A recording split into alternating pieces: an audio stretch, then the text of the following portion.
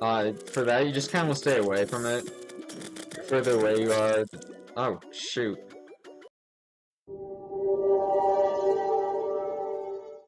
Hello, and welcome back to another video. Today we will be taking on Queen Jellyfish. In the last video, we fought and beat the Eater of Worlds. Now, I already made a basic platform for it, for Queen Jellyfish. And I did not get pylon set up here, so we'll just be using the beach teleporting potions. As you can see, I also didn't get any campfires down or torches. It really is just the bare minimum. But also, we don't have the summon yet either, so... And for that we need seashells, starfish. I'm not sure how many of either one of these, and we do need coral, which you find in the water, like unlike the seashells and starfish, which you can find just at the shore. How much of... You know what, we'll find out. So for the actual summon, we need 4 coral, 1 starfish, and 1 seashell. So I just need 1 more piece of coral. And then, alright, so we have all that we need. I'm gonna grab extra coral and whatnot in case we need to make an additional summon. Basically, I'm just gonna keep going until I run out of breath. Or just about run out, so that I can just recall home. I sure hope the fish don't mind their coral reef being absent, you know. And it looks like we can make a ukulele, which you need palm wood and starfish, which we now have. Sick. Let's plop all this in. Go to summons. The jellyfish resonator. Sick. We'll make 4. That might be more than enough. And then, oh, there's actually 2 weapons. We can make the ukulele, which is a weaker version of the wood loop, but still a pretty good early on one. And then, how much damage? Okay, so then we got the buzzing seashell castanets. It's a charge weapon, which shoots like a bolt, or like a water bolt. Holds a pair of castanets in front of you that release a damaging vibration. Holding them longer increases its damage and knockback. Cool. So I guess we'll give that a try. Do we have stuff for campfires? We do. Oh, we already have 26. I'm gonna go in this buffless for the first attempt. We shouldn't really need more than just the base platform, as it just kind of like how I have Cthulhu, like before it dashes at you, kind of just hovers above you. From what I remember, Queen Jellyfish does similarly. Yeah, it kind of just fills up there. I mean, I think I could honestly do this without the campfires. With the pan flute, we do a lot of damage. Let's see how much we can do with the seashells. 33, and it does not pierce. Which isn't bad, I guess. But in comparison to the pan flute that also has foaming, it kind of falls short. And the thing about the bard class is that it's basically like a weaker version of the mage class, with the one benefit that stopping doesn't increase the regeneration of your inspiration, much like how stopping while being a mage increases the mana regen. So yeah, this is a really simple boss fight. Not much else to say. Phase 2, which should be here real soon, does add a new attack, but thankfully. I don't quite remember what it does. It's It's like a typhoon of sorts, if you will. Maybe it was closer to third health. Yeah, see those particles? Yeah, there it is. And it kind of sucks you in and then shoots out tentacles to grab you, it looks like.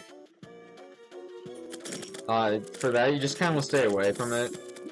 The further away you are... Oh, shoot. Well, I died. That's fine. I have buffs, I think. Yeah. You know what? We will take Wrath, which increases damage by 10%, which will hopefully make it go by a lot faster. I also, just across, or in between videos, I did make the blue horseshoe balloon, and that's it for accessories, and I did get the shine potion. So, even though it's day right now, when night comes, you mobile viewers won't have to squint your eyes.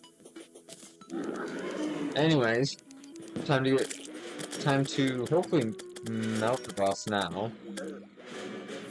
I should look for when we can get more inspiration upgrades. And yeah, that's about it, really.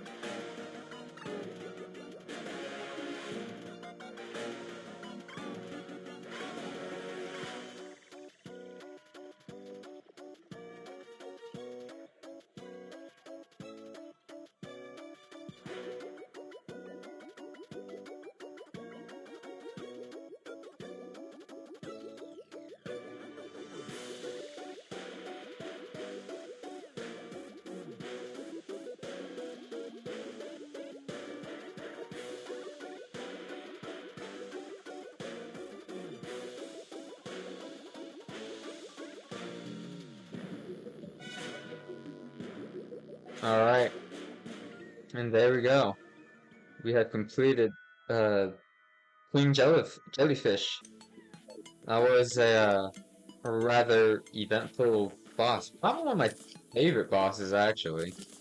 We got some deep light torches, which can be placed underwater. Sick. We got the Queen Jellyfish relic. Always nice. And then we also got the Intrepid Sea Breeze Pendant. Beware of this pendant shall not fear the depths. Increases your breath by 50% and grants the ability to swim. Increases your damage by 10% when you're wet. Cool. We did actually. I don't know if I showed it, but we did get the tier 2. Let's see. We also got the. I don't. We got Carlos. I don't know what he is other than a scuba diver. You can buy a massive crab claw from him, which is unequipable. Pitch a ride on a gigantic crab. While mounted, you can walk on liquids. Only if I had money to buy such a thing. Well, the next boss, ignoring the events, because most mods don't really add an event, which kind of sucks. Well, for the most part anyways. But now the next boss is going to be Viscount. The funny thing about this is that the only difference from doing Viscount now or in the next video and from and before Eater of Worlds, like when I had just kind of overlooked the two bosses, it's like the only real difference would be the armor, but like the Bard set doesn't really give much defense, so it wouldn't have really been a huge difference. So that's just kind of funny because like I'm still using the pan flute and the wood lute. The seashells kind of suck. They give you 25% underwater breath and speed, which for me is not very helpful. I did start to like clean the desert up over here, and I built two houses as well as like another bridge to a few more houses. I will continue working on that, as well as made a safety net starting at the corruption all the way down and all the way over here. This natural like cave uh, cave opening should be wide enough all throughout to act as the other 6 block wide gap barrier for the other evil biome. If not, that's totally fine because I'll eventually like go all the way out to this desert area and probably up the hill to where it starts over here as well. Yeah, so next video we'll be doing Viscount down in his chambers or whatever you want to call it. But if you enjoyed today's video and find yourself coming back, I mean you might as well subscribe so that you'll be notified when my next video comes out. I also have a Discord server, and I'd really appreciate it if you could join. It's a bit quiet right now, but with your help we can make it lively and fun. Thanks for watching, and I'll see you guys later.